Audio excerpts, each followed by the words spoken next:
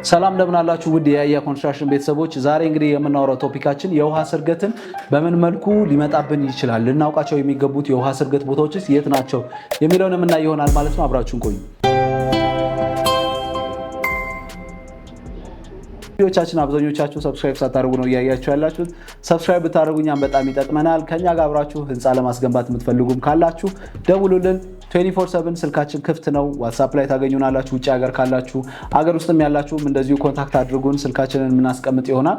የዛሬው ቶፒካችን የሚሆነው ብዙ ጊዜ ህንፃም ሆነ መኖሪያ ቤት በምንገነባበት ሰዓት ላይ ብዙ ጊዜ የውሃ ስርገት ይገጥመናልና እነዛ ቦታዎች ላይ አስቀድመን ብንጠነቀቅ ወይም ደግሞ ህንፃውን ስንገነባ አስቀድመን ብንጠነቀቅ በመልኩ ፕሪቨንት እናደርገዋለን። ወይም ደግሞ እነዛ ቦታዎች የቱ ጋር ናቸው ብለን ካወቅናቸው ህንፃውን ስንገነባ ከስር ከስር እያስተካከልን እነዛን የውሃ ስርገት እንዳያጋጥመን የምናይ ይሆናል ማለት ነው። የዛሬው ቶፒካችን እሱ ነው። የመጀመሪያው እንግዲህ ቤዝመንት ነው።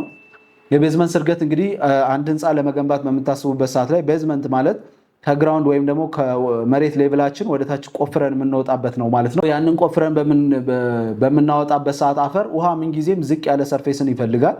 ሁሌ አፈራችን ወይም ደግሞ ከመሬት በታች ሁሌ ውሃ አለ።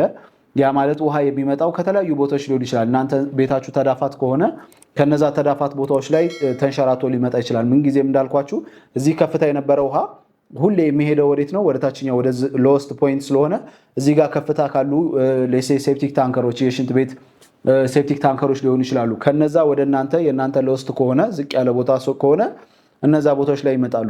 ሴም ቲንግ ቤዝመንትም ከሆነ ከፍ ካለው ቦታ ላይም ሆነ ኖርማል ሌቭል ላይም ቢሆን ከታች እናንተ አፈሩ እንደዚህ ቆፍራችሁ በምታወጡበት ሰዓት ሰርክል አድርጋችሁ ስታወጡ ያንን አፈር ቦክስ አድርጋችሁ በምታወጡበት ሰዓት ላይ እዛ ዝቅ ያለ ሰርፌስ ላይ ውሃ ይኖራል ማለት ነው። ከተለያዩ ቦታዎች ላይ ተሰባስቦ ይመጣል። ያንን ሜትድ በተለያዩ አይነት ሜትዶች አሉት። የመጀመሪያው ሜትድ እንግዲህ ፐርፎሬትድ ፓይፕ ዙሪያውን ሽሮላችሁ በምትሰሩበት ሰዓት ላይ ፐርፎሬትድ ፓይፕ ታደርጋላችሁ።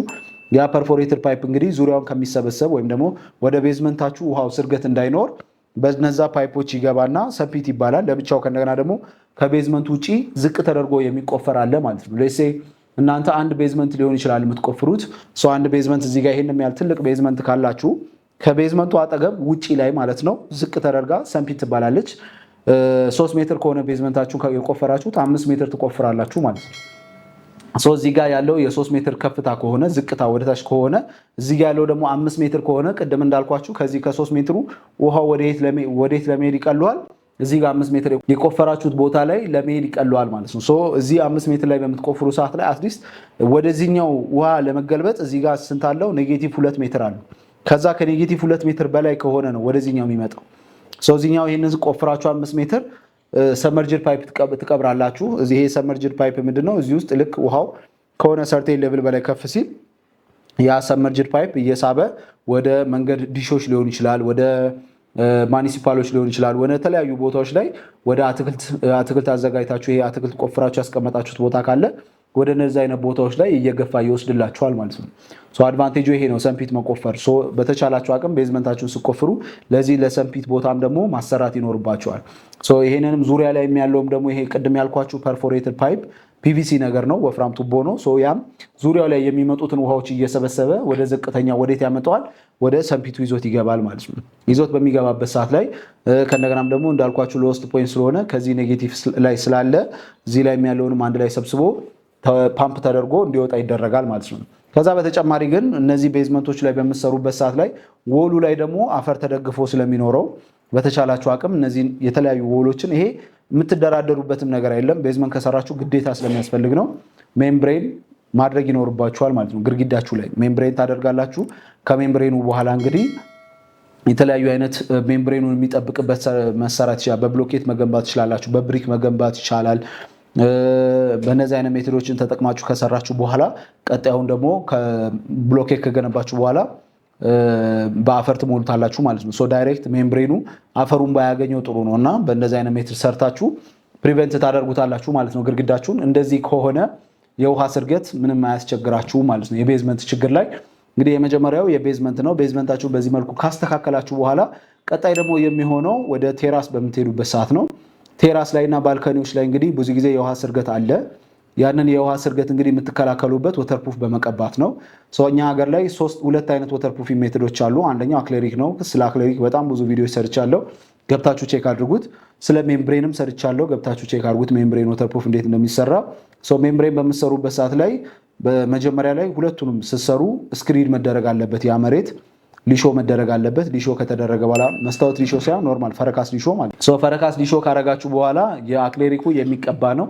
እሱን ቀብታችሁ ከጨረሳችሁ በኋላ በተቻላችሁ አቅም ዙሪያው እንደዚህ ብሎኬት የምገነቡ ከሆነ እነዚህ ብሎኬቱና ስላቡ የተገናኙበት ኤጅ ላይ ምንጊዜም ይሄ ላይ ብሎኬታችን ከሆነ ስላቡ ይሄ ከሆነ ስላቡና ብሎኬቱ የሚገናኙበት ቦታ ላይ ይሄ ሰርፌስ ደካማ የሚባል ነው እና ይህንን ቦታ በጂኦቴክስታይል አድርጋችሁ ብትሰሩት ጥሩ ነው። እናም ደግሞ ወተርፕሩፉን ስትሰሩ መሬቱን ብቻ መቀባት ሳይሆን ሰርፌሱንም ይህን ብሎኬት ኤሪያውንም አንድ 15 ሳንቲም 30 ሳንቲም ከፍ ብላችሁ ብትቀቡት ጥሩ ነው ማለት ነው። ይህን ከቀባችሁት በኋላ ውሃችሁን ቼክ አድርጉ። ከደረቀ በኋላ አክሌሪክ ወተርፕሩፉ በተቻላችሁ አቅም ለ3 ቀን ሪዘርቭ አድርጋችሁ ቼክ ታደርጋላችሁ። ሪዘርቭ ከተደረገ በኋላ ስርገት የቱ ጋር ነው የሚያመጣው የሚለውን ቼክ ታደርጋላችሁ። ካለው ደግማችሁ ፔንት ማድረግ ነው ወተርፕሩፉን። ከሌለው ግን ወደ ሴራሚክ ስራችሁ መሄድ ትችላላችሁ። አክሌሪክ ወተርፕሩፍ ከሆነ ቀጥታ ስክሪድ አይፈልግም፣ ወደ ሴራሚክ ስራ መሄድ ትችላላችሁ። ሜምብሬን ግን ከሆነ መጀመሪያ ስክሪድ ታደርጋላችሁ። ከዛ በኋላ ሜምብሬን ወተርፕሩፍ ነው። ከዛ በኋላ መልሶ ደግሞ ስክሪድ ነው የሚደረገው ማለት ነው። እነዚህን ስቴፖች መጠቀም አለባችሁ። ምክንያቱም ሜምብሬን ሴራሚክ አይዝም። ላዩ ላይ ሴራሚክ እናደርጋለን ብላችሁ የምታስቡ ከሆነ ለዌዘር ኤክስፖዝድ ለሆነና ኳሊቲው ከፍ ያለ ከአክሌሪክ ሜምብሬን የተሻለ ነው። ላይፍ ስፓኑ ትንሽ ከፍ ይላል። ይሄኛው እስከ 30 ዓመት ድረስ ያገለግላል ነው የሚለው። አክሌሪክ እስከ 20 ዓመት እስከ 22 ዓመት ድረስ ላይፍ ስፓን አለው ነው የሚባለው። አንለስ ይሄኛው አክሌሪኩ ከሸፈናችሁት ምንም ችግር የለውም። ሜምብሬኑ ግን ኤክስፖዝድ ሆኖ ለፀሐይም ክፍት ሆኖ ዝናብና ፀሐይም እየተፈራረቀበት እስከ 30 ዓመት ሊቆይ ይችላል ማለት ነው። አናቱ ላይ ሜምብሬን ሴራሚክ ስለማይዝ ግዴታ ከአናቱ ላይ ሊሾ ማድረግ ይኖርባችኋል። ሁለቴ ነው ሊሾ የምታደርጉት። ሊሾ ታደርጋላችሁ፣ ሜምብሬን ታለጥፋላችሁ፣ መልሳችሁ ሊሾ ታደርጋላችሁ ማለት ነው። የሜምብሬን አሰራር ይሄንን ነው። እንዳልኳችሁ የሜምብሬንም ከሰራችሁ በኋላ ሊሾ ከማድረጋችሁ በፊት ውሃ ስርገቱን ቼክ ማድረግ ይኖርባችኋል ማለት ነው።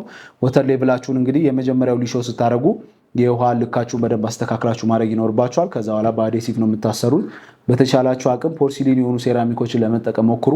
ቴራስ ላይ ብዙ ጊዜ ፖርሲሊን ያልሆኑ ማቴሪያሎች ከሆኑ በቀላሉ ውሃ ስርገትን ስለሚያስገቡ እናንተንም ስራችሁንም እጀ ሰባራ ነው የሚያደርግባችሁ። ይህን ነገር ላይ በጣም ተጠንቀቁ ላለው።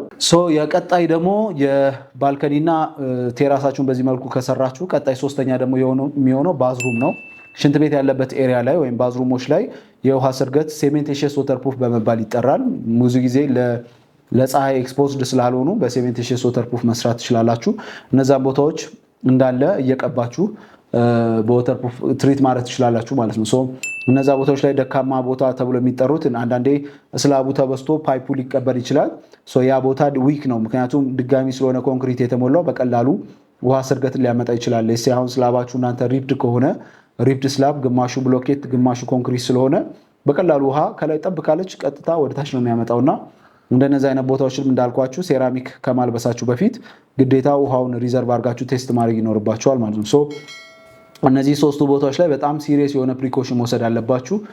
ሊፍት ያለበት ኤሪያ ላይም እንደዛው ሊፍት ስትቆፍሩ ምንጊዜም እሱም እንደዛው ከመሬት በታች ስለሆነ ያንን ላይም በጣም ትሪትመንት ይፈልጋል። የውሃ ስርገትን መጠንቀቅ ይኖርባቸዋል እሱ ላይ ማለት ነውና ይህንን ይመስላል እንግዲህ የዛሬው ቶፒካችን እነዚህን ስርገቶች ናቸው። በእርግጠኝነት እኔም ሚሳውት ያረኳቸው ሊኖሩ ይችላሉ። እነዛም ኮሜንት ሴክሽን ላይ ብታስቀምጡልን ኤክስፐርቶች ትኖራላችሁ።